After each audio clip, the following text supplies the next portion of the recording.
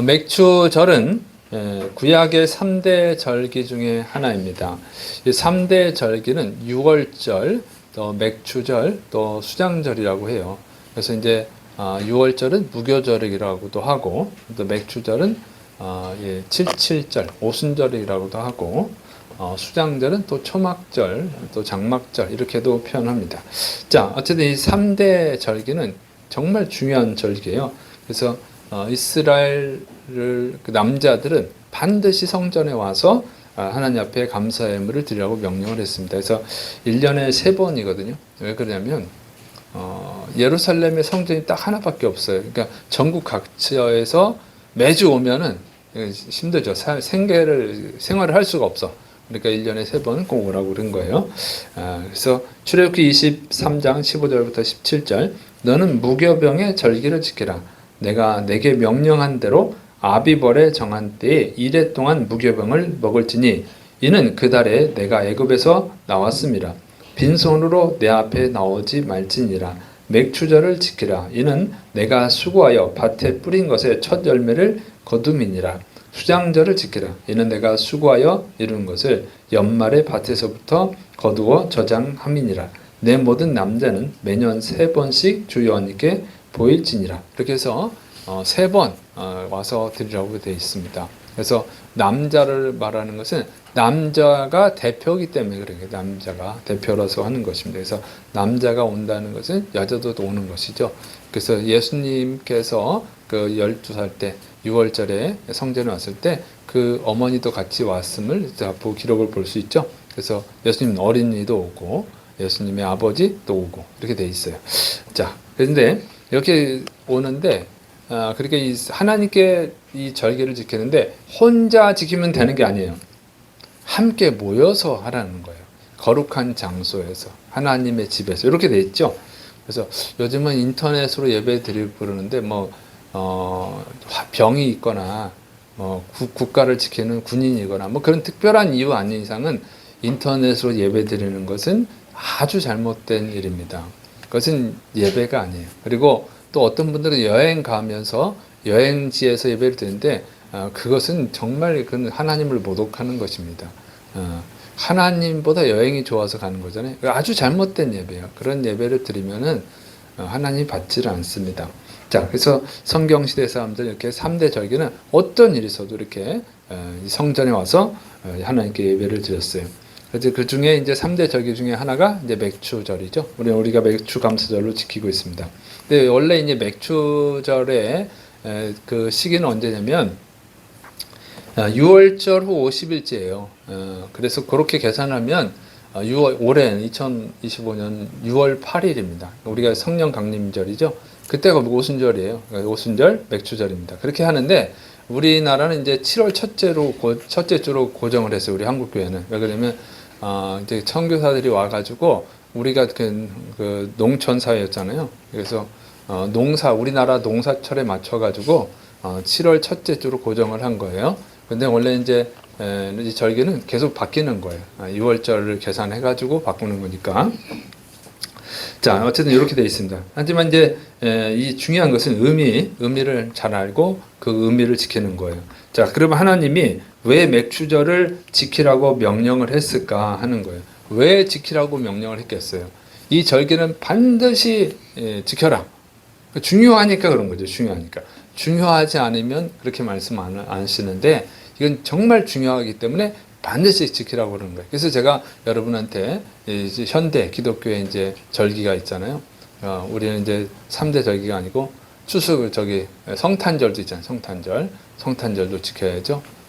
그리고 우리 송구영신 예배도 드리고 이렇게 합니다. 그래서 그 무교절은 그 우리나라의 고난주간, 부활주 이렇게 해당이 되고 맥추감사절은 이렇게 맥추절 해당이 되고 수장절은 이제 초막절은 추수감사절에 해당이 됩니다. 그리고 이제 성탄절 있잖아요. 우리가 성탄절이 또 추가되죠. 자, 여기서 이렇게 지키고 있는데 먼저 이제 이 맥추절은 어떤 날이냐면 첫 열매를 드리는 날이에요. 첫 열매. 그러니까 첫 열매를 드리는 절기가 2개가 있습니다. 하나는 초실절이고 하나는 맥추절이에요. 그래서 이 초실절과 맥주절이 있는데 이걸 같이 보는 분도 있어요. 초실절하고 맥주절은 같은 거다 이렇게 보는 분들이 있고, 아니다 이거 다른 것이다 이렇게 다르게 보는 분도 있어요. 두 개가 있다고. 이렇게 해석의 차이가 나는 이유는 뭐냐면, 이스라엘이 AD 70년에 대략 2000년 전에 망했잖아요. 망해가지고 이 제사를 제대로 안 들어가지고 정확히 모르는 분들이 있습니다. 그래서 하나님 이름도 정확히 몰라요. 발음을 못해. 야훼냐 야외냐 아직도 논쟁이고, 이거는 주님이 오실 때까지 모를 거예요. 자, 그래서 이렇게 있는데 다 성경적 근거가 있어요. 초실절은 어떻게 보냐면 처음 수확한 그 보리를 드리는 날이다. 그 다음에 맥주절은 초실절 이후 50일째 되는 날, 밀의 첫 수확을 드리는 날이다. 이렇게 두 개로 보는 분들은 이렇게 해석을 합니다. 그런데 같은 날로 보는 이유가 있는 게, 출애굽기 34장 22절에 77절 곧 맥주의 초실절을 지키고 새말에는 수장절을 지키라. 77절이 맥주절이거든요. 오순절이고, 그러니까 77절은 곧 맥주의 초실절이다. 그러니까 같은 거라고 이렇게 돼 있잖아요. 그래서 같은 걸로 보는 거예요. 그런데 다른 날로 보는 이유가 또 있어요. 성경에 또 있거든요.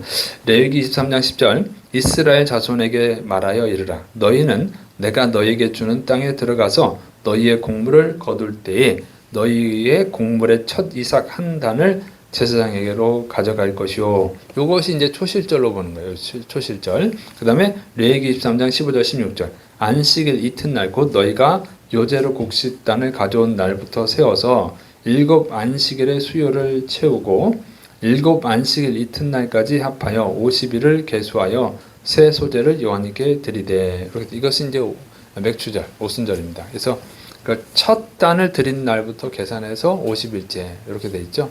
그래서 요거를 이렇게 이 맥주절하고 초실절을 구분하는 거예요. 구분하는 분들이 있고 같은 걸로 보기도 하는데, 저는 이제 같은 걸로 보지 않고 구분을 합니다. 이게 더 맞다고 봐요. 자, 그리고 이제 첫 열매를 드려야 되는데, 첫 열매의 의미가 뭐냐? 첫 열매가 뭘까요? 첫 열매? 그럼 처음 수확한 것이 첫 열매가 되겠죠. 근데 그런 뜻이 아니에요. 그거보다 좀 더 자세하게 되어 있습니다. 출애굽기 23년 19절 내 토지에서 처음 거둔 열매의 가장 좋은 것을 가져다가 너희 하나님 여호와님의 전에 드릴지니라. 너는 염소 새끼를 그 어미의 젖으로 삼지 말지니라. 이렇게 되어 있어요. 그래서 내 토지에서 처음 거둔 열매 중에서 가장 좋은 것, 이것이 이제 첫 열매입니다. 그러니까 처음 수확한 게 첫 열매라고 생각하잖아요. 근데 그게 아니고 처음 수확한 것들 중에서 가장 좋은 것이다. 가장 좋은 것이 첫 열매가 되는 거예요. 가장 좋은 것을 드리라고 하는 것입니다. 가장 좋은 것을 안 드리면 하나님이 안 받으시는 거예요. 첫 열매인데요. 그래도 안 받아요. 그런 의미가 아니에요. 그래서 가인과 아벨이 하나님께 제사를 드렸잖아요. 여기 보면 창세기 4장 1절부터 4절 아담이 그의 아내 하와와 동침하며 하와가 임신하여 가인을 낳고 이르되 내가 여호와님으로 말미암아 등남하였다 하니라.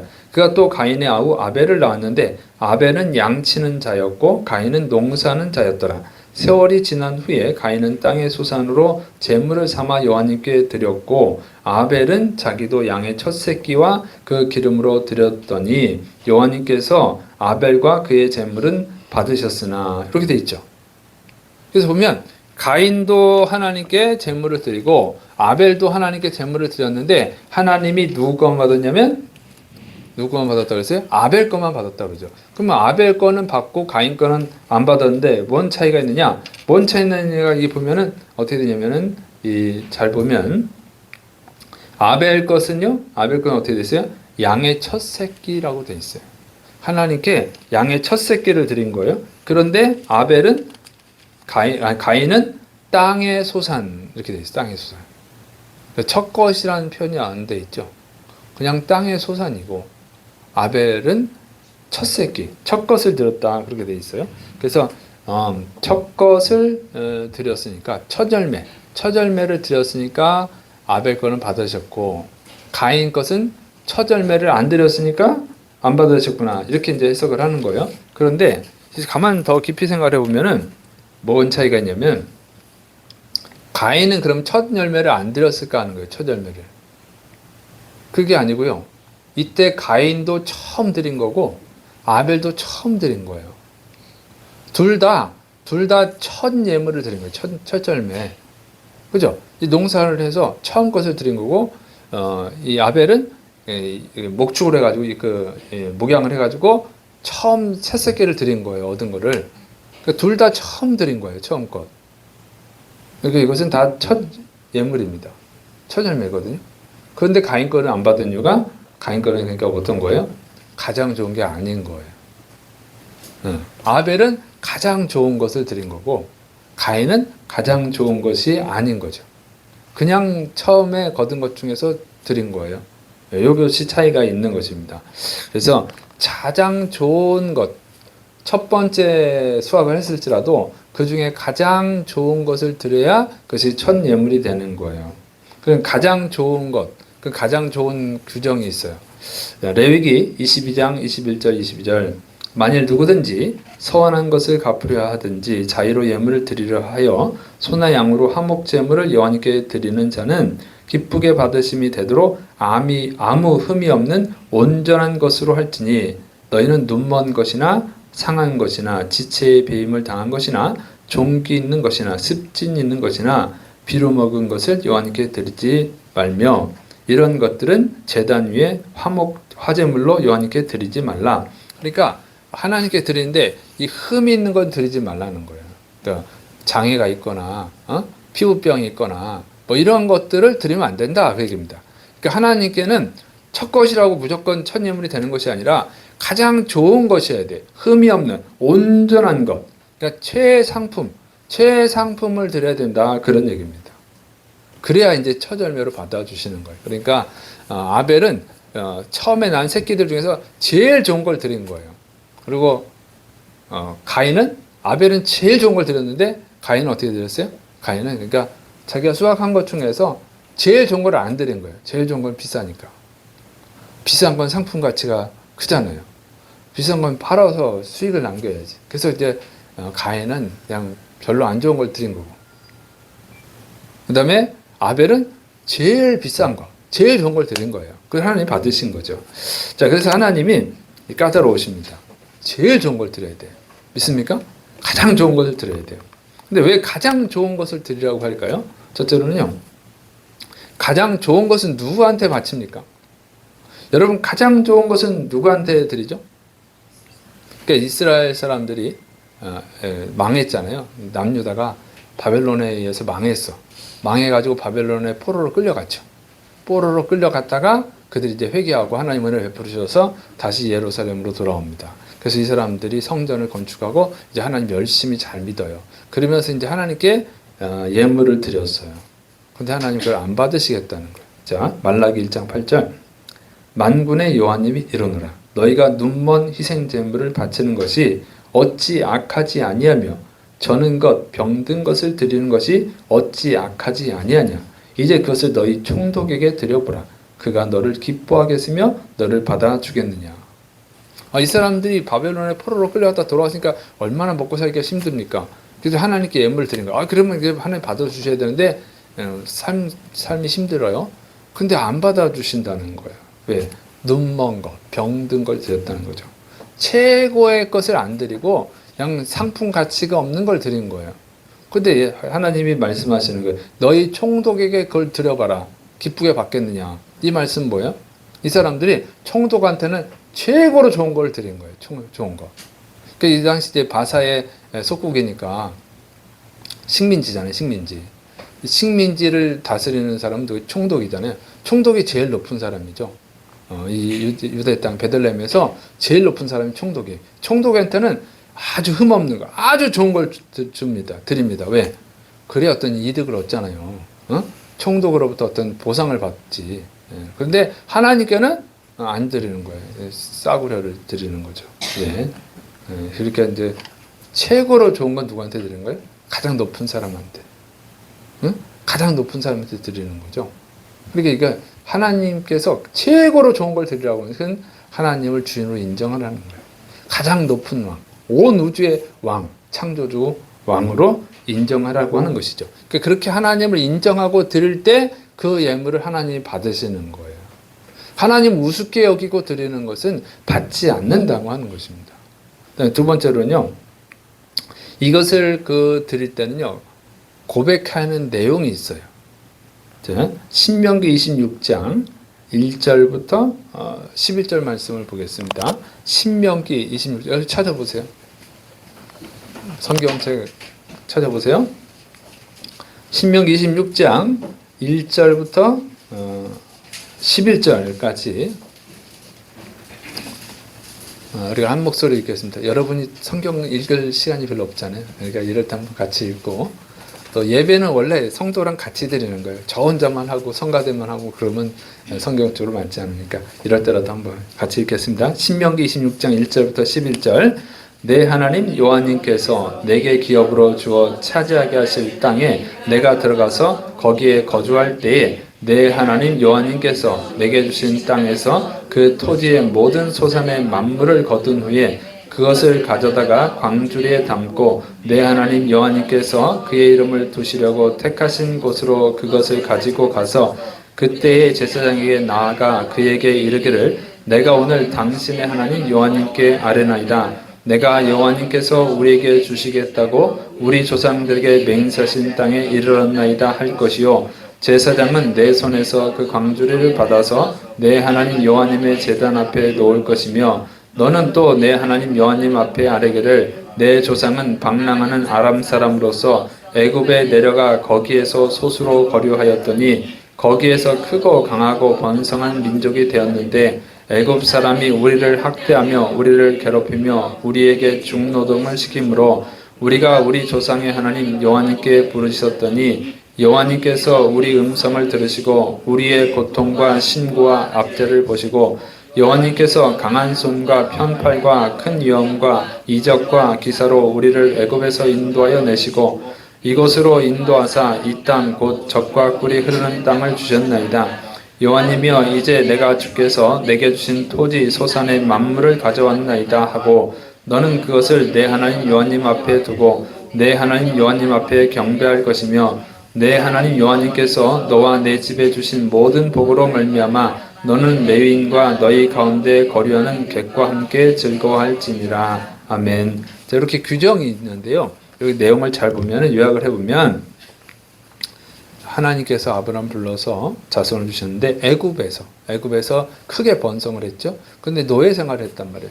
그래서 고통스러웠는데 하나님이 구원해 주신 거예요. 모세를 통해서 구원해 주셔가지고 또 이 농사를 질 수 있는 가나안 땅을 주신 거죠. 그러니까 가나안 땅을 주셔서 거기서 우리가 농사를 지을 수 있게 됐고 농사했는데 또 하나님이 열매를 거두게 계셔서 열매를 거두게 되었습니다. 하나님이 이렇게 복을 주셔서 감사합니다. 이렇게 하는 거예요.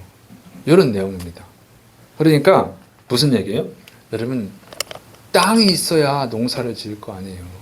이스라엘은 애굽에서 노예 생활하는데 어떻게 땅이 있어요? 근데 땅을 지을 수 있는 농사를 지을 수 있는 땅을 주신 거예요. 살아갈 수 있는 땅을 주신 거예요. 그런데 농사를 하면 또 다 거둡니까? 봄에 씨를 뿌리고 가을이 되면 다 걷냐 그 얘기예요. 기근이 발생하면 농사 망치는 거예요. 태풍이 오면 수확이 망치는 거예요. 그러니까 이런 것이 다 하나님의 은혜다 하는 거예요. 하나님의 은혜다. 다 하나님의 은혜라고 하는 것을 고백하라는 거예요. 그러니까 이게 하나님께 이 예물을 드린다는 것은 이것이 전부 다 하나님의 은혜입니다 하는 고백이 되는 것이죠. 그래서 정말 하나님의 은혜인 줄을 믿으시 바랍니다. 그래서 오늘 본문에 뭐라 돼요? 시편 오늘 본문이 아니라 시편 128편 1절 2절 여호와님을 경외하며 그의 길을 걷는 자마다 복이 있도다.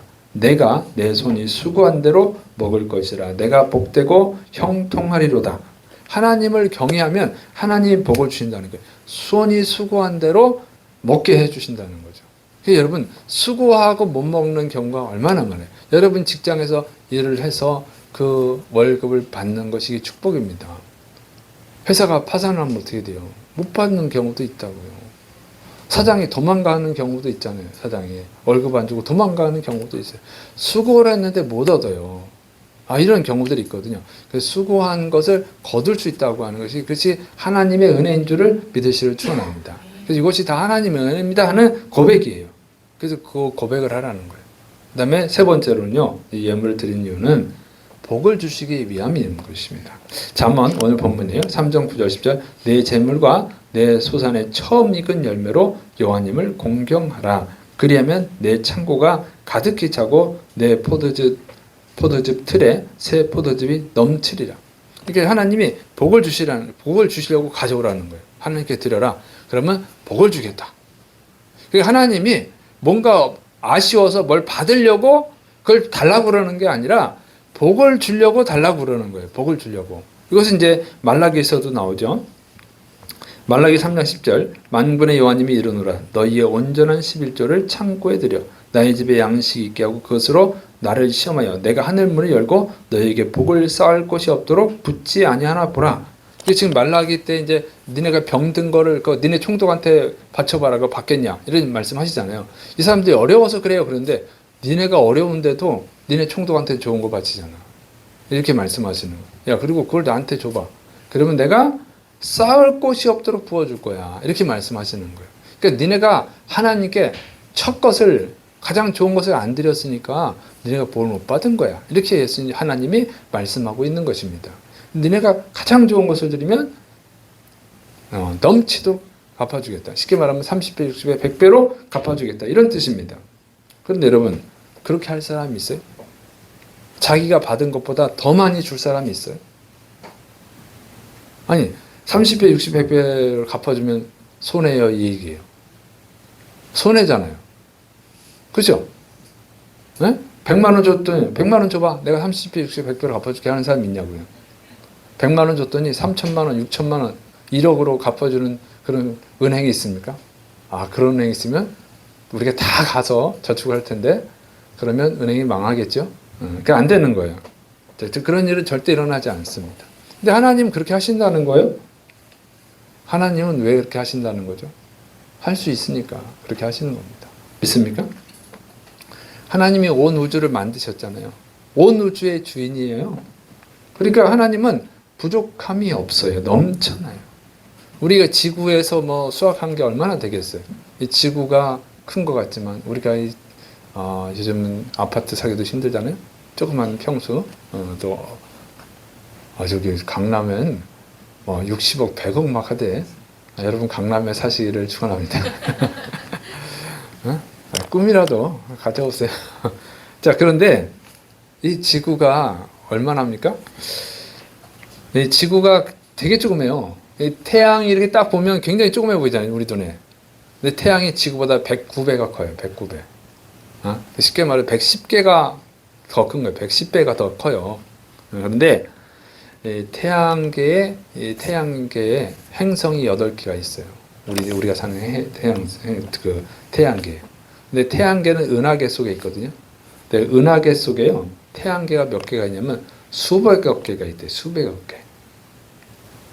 그리고 행성은 1000억 개에서 4000억 개가 있답니다. 이렇게 지구 같은 행성이 은하계 안에 엄청나게 많죠. 그때 또 보니까 이 은하계가 엄청 크잖아요. 그러니까 근데 은하계가 우주 안에 2조 개가 있대요. 2조 개. 이게 계산이 안 되죠? 우리 상상이 이렇게 인식을 뛰어넘어요. 그리고 행성이 몇 개가 있냐면 10회계가 있대요. 10회계. 해라는 건 들어보지도 못했죠. 그러니까 10의 24제곱계. 이게 계산이 안 되는 거예요. 우리 계산이. 그러니까 이렇게 우주가 커요. 그 지구는 보이지도 않는다고. 쉽게 말하면 현미경으로 봐도 안 보일 게 지구입니다. 근데 이 조그만 거에서 우리가 아무리 많이 들여도 하나님이 30배, 60배, 100배, 1000배, 거의 10,000배 다 갚아줄 수 있어요. 그렇게 하나님 크신 분이거든요. 우리가 다 하나님 거잖아요, 이거. 지구 이것도 하나님이 만드신 거고. 근데 하나님이 그걸 왜 달라고 그러겠어요? 이게 조그만 지구에 있는 거. 하나님 쓰실 것도 아니고. 필요 없어요, 하나님께. 복을 주시려고. 믿습니까? 복을 주시기 위해서 달라고 하는 거예요. 하나님이 얼마나 인간을 사랑하시는지를 잘 알 수 있습니다. 하나님 복 주시려고 하는 거예요. 믿습니까? 복 주시려고 하는 거예요. 자, 그런데 하나님 얼마나 사랑하냐면 자기의 독생자까지 주셨잖아요. 예수님을 주셨잖아요. 예수님이 또 여러분을 얼마나 사랑하십니까? 여러분을 구원하기 위해서 십자가에서 죽어주셨잖아요. 이렇게 좋으신 분, 이렇게 사랑이 많으신 분이 우리한테 뭐 달라고 해서 뭐 뜯어먹으려고 이게 생각하는 것 자체가 유치하죠. 그게 아니라 복을 주시려고 그러는 거예요. 그러니까 부모가 자식한테 야 맛있는 거 사주시잖아요. 사주시고 야 그거 나 줘봐. 그러면 자식이 욕심 많은 자식은 아 싫어요. 그러면 괘씸한 놈 이렇게 되고 그러니까 아빠 줘봐. 엄마 줘봐. 얘 드세요. 그러면 감동을 받아가지고 더 맛있는 거 사주죠. 그런 거예요. 하나님은 뭘 뺏어가려고 달라고 그러는 것이 아니라 복을 주시기 위해서 달라고 하는 것인 줄을 믿으시기 바랍니다. 자, 이것은 또 뭔 의미가 있냐면 하나님이 주시고자 하는 최고의 선물이 있어요. 그걸 주시려고 그러는 거예요. 그게 뭐냐면 구원이죠. 자, 하나님께 첫 예물을 바치라고 그랬잖아요. 그런데 첫 예물이라고 하는 건 뭐라고 그랬어요? 가장 좋은 거라고 그랬어요. 가장 좋은 거. 가장 좋은 것을 그럼 하나님께 바치면 하나님이 받으시느냐? 아, 그런데 또 그렇지가 않아요. 하나님은 굉장히 까다로우셔요. 뭐 11조도 그냥 11조가 아니에요. 온전한 11조죠. 이렇게 되어 있습니다. 조건이 하나 더 있어요. 하나님이 받으시려면 최고의 것만 드리면 되는 게 아니고 또 하나의 조건이 있는데 신명기 23장 18절 창기가 번 돈과 개 같은 자의 소득은 어떤 소원하는 일로든지 내 하나님 여호와님의 전에 가져오지 말라. 이들은 다 내 하나님 여호와님께 가증한 것임이니라. 그러니까 무슨 하나님이 어떤 욕심이 있어 달라고 그럴 거면 이런 걸 안 따지죠. 창기의 소득, 개 같은 자의 것은 가져오지 마. 그러니까 더러운 일을 통해서 죄를 지어가면서 번 돈은 안 받는다는 거예요.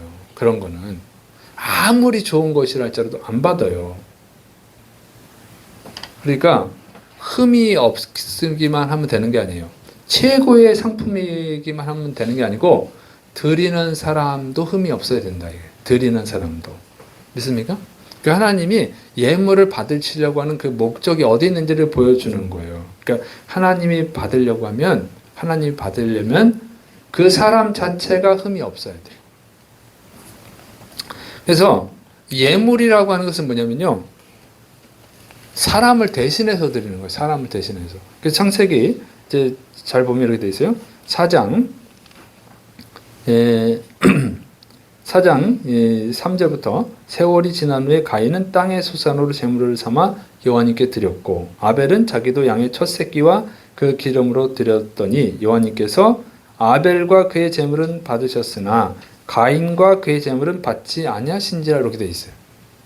그러니까 아벨과 그의 제물은 받으셨고 그다음에 가인과 그의 제물은 받지 아니하였다.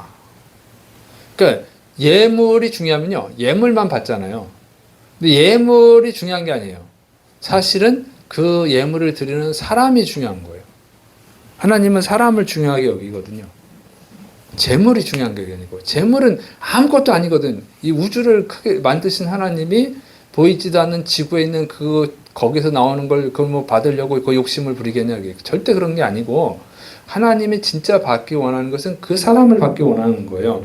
그래서 이 예물은 뭐냐면 그 사람을 대신하는 것뿐이에요. 그래서 레위기 1장 2절부터 4절 이스라엘 자손에게 말하여 이르라. 너희 중에 누구든지 여호와님께 예물을 드리려거든 가축 중에서 소나 양으로 예물을 드릴지니라. 그 예물이 소의 번제이면 흠없는 수컷으로 회막문에서 여호와님 앞에 기쁘게 받으시도록 드릴지니라. 그는 번제물의 머리에 안수할지니 그를 위하여 기쁘게 받으심이 되어 그를 위하여 속죄가 될 것이라.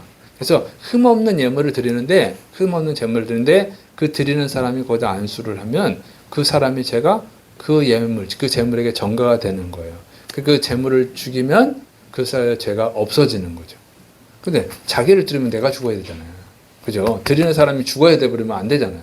그러니까 그 제물을 그 사람으로 대신해서 받는 거예요. 이런 의미거든요. 그러니까, 하나님께서 그 제물을 받는 것은 그 사람이 죄를 용서하기 위해서 받으시는 거예요. 그래서 하나님이 인간을 구원하기 위해서 속죄 제물로 누구를 받으셨어요? 예수님을 받으셨잖아요. 예수님이 우리를 대신해서 다 죽으신 거예요.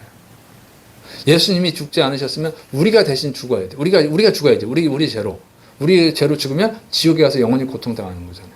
그거를 피하게 하기 위해서 그 지옥 고통에서 구원해 주시기 위해서 예수님을 제물로 만들어 가지고 예수님이 우리의 모든 죄를 다 짊어지시고 대신 죽어주신 거예요.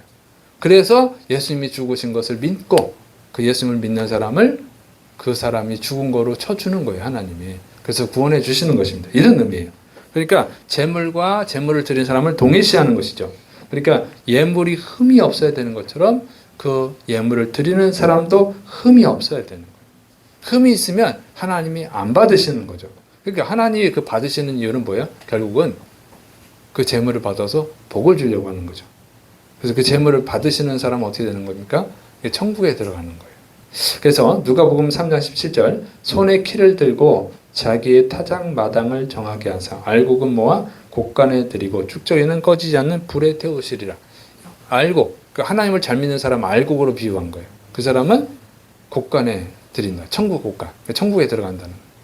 그러니까 쭉저기 하나님이 안 받는 것은 불덩이 속에 지옥에 보내는 거죠. 예수님도 말씀하셨어요. 마태복음 13장 30절 둘 다 추수 때까지 함께 자라게 두라. 추수 때에 내가 추수꾼들에게 말하기를 가라지는 먼저 거두어 불사르게 단으로 묶고 곡식은 모아 내 곡간에 넣으라 하리라. 이게 마지막 심판 때 하시는 말씀이잖아요. 그래서 하나님이 받으시는 예물을 드리는 사람이 돼야 돼요. 그러려면 자기가 하나님이 받으시는 재물이 돼야 되는 거죠, 먼저. 그러면 흠없는 자가 돼야 돼요. 흠이 있으면 첫 것이 아니니까, 좋은 것이 아니니까 흠없는 자가 돼야 돼, 우리가. 그럼 우리가 흠없는 사람이 되려면 어떻게 돼요? 흠없는 재물이 되려면, 그러면 예수님의 피로 제사함을 받아야 되는 거죠. 자, 그래서 고린도전서 15장 20절 20절 그러나 이제 그리스도께서 죽은 자 가운데서 다시 살아나서 잠자는 자들의 첫 열매가 되셨도다. 사망이 한 사람으로 말미암았으니 죽은 자의 부활도 한 사람으로 말미암는도다. 아담 안에서 모든 사람이 죽은 것 같이 그리스도 안에서 모든 사람이 삶을 얻으리라. 에베소서 1장 7절 우리는 그리스도 안에서 그의 은혜의 풍성함을 따라 그의 피로 말미암아 속량 곧 제사함을 받았느니라. 믿습니까? 자, 그래서 우리가 드리는 예물, 드리는 재물을 하나님이 받으시려면 우리가 먼저 흠없는 자가 되어야 되는 거예요. 근데 우리 죄를 어떻게 속죄합니까? 오직 예수님의 피로만 속죄할 수 있잖아요. 그래서 예수님을 믿고 제사함을 받으면 우리가 드리는 예물을 하나님 받으시는 거예요. 그걸 받으시면 그 사람을 받은 거예요. 그 사람을 드리는 사람을 받은 거예요. 그러니까 하나님이 주시고자 하는 가장 큰 복은 뭐냐면 그러면 바로 구원인 줄을 믿으시를 축원합니다. 그래서 우리가 구원받으면요 이 세상에서의 삶으로 끝나는 것이 아니라 천국에서 영원히 사는데 천국에는요 영원한 복이 있는 거예요. 그래서 차고 넘치도록 갚아주시는 거가 되는 줄을 믿으시를 축원합니다. 그래서 이 맥주절 때 우리는 그 당시 사람들이 어떻게 돼요? 그러니까 맥주절 날 자신들이 드리는 예물을 하나님이 받게 하기 위해서 어떻게 했겠어요? 먼저 흠없는 예물을 준비하지만 자기들의 죄를 속죄해야 되는 거예요. 그래야만 이제 하나님 받으시니까. 그래서 우리가 이걸 현대적 의미로 적용을 하면 어떻게 되냐면 이 맥주 감사절 날 우리가 우리 자신을 점검해야 돼요. 그러니까 예물만 드리면 되는 게 아니고 나는 하나님이 받으실 만한 흠없는 사람인가 이렇게 점검을 해야죠. 그래서 죄가 있다고 하면 회개해야죠. 예수님의 피로 회개해서 제사함을 받아야 될 줄을 믿으시기 바랍니다. 그러니까 맥주 감사절마다 우리는 점검해야 돼요. 나를 하나님이 정말 받으실까? 이렇게 헌금만 하고 끝내는 게 아니라 내가 이 헌금을 드릴 때 하나님이 이 헌금을 받으실 수 있을까? 받아주실까? 그러기 위해서 나를 점검해야 되는 거죠. 나를. 그래서 내가 하나님의 뜻에 어긋나게 살고 있는 거, 죄 짓고 있는 것을 찾아내서 그것을 온전히 회개를 해야 돼요. 그리고 하나님께 예물을 드리면 그걸 하나님이 받으시고 하나님이 복을 주시는 겁니다. 그래서 여러분 하나님이 받으시는 예물이 되시기를 축원합니다. 여러분 자체가 하나님이 받으시는 예물이 되어야 됩니다. 믿습니까? 그럴 때 하나님이 여러분이 드리는 예물을 받으시고 복을 주시고 이 세상에서도 복을 주시고 천국에서도 복을 주실 줄을 믿으시기 바랍니다. 이 과정이 없이 그냥 나 하나님께 천예물 드렸는데 왜 복을 안 주시나요? 저 11조 드렸는데 왜 복을 안 주시나요? 그러면 하나님 분명히 그러실 거예요. 그게 내가 받을 예물이겠냐? 그게 내가 받을 11조겠냐? 너 자신은 하나님께 받을 사람이겠냐? 이렇게 물어보실 거예요, 오히려. 그래서 우리가 이것을 잘 배워서 잘 적응하셔서 정말 하나님이 여러분을 다 받으시는 여러분이 하나님의 제물이 첫 예물이 되시를 축원합니다. 그리고 더 나아가서는 여러분이 가족들, 친구들, 여러분의 소중한 사람들, 직장 동료들 그들도 하나님이 받으신 예물이 되도록 전도하시를 축원합니다. 그럴 때 정말 이게 하나님 기뻐하시는 맥주 감사절을 우리가 지켜야 될 줄로 믿습니다. 기도하겠습니다. 사랑이 많으신 하나님 아버지, 오늘도 말씀으로 우리를 가르쳐 주시니 감사를 드립니다. 우리가 드리는 예물, 정말 하나님이 받으시는 예물이 되기를 원합니다. 그러기 위해서 먼저 예수님의 피로 우리의 죄를 회개합니다. 예수님의 피로 우리의 죄를 용서하여 주옵소서. 우리가 하나님이 기뻐 받으시는 제물이 되게 하여 주옵소서. 주께서 역사하심 믿고 예수님의 이름으로 감사하며 기도드립니다.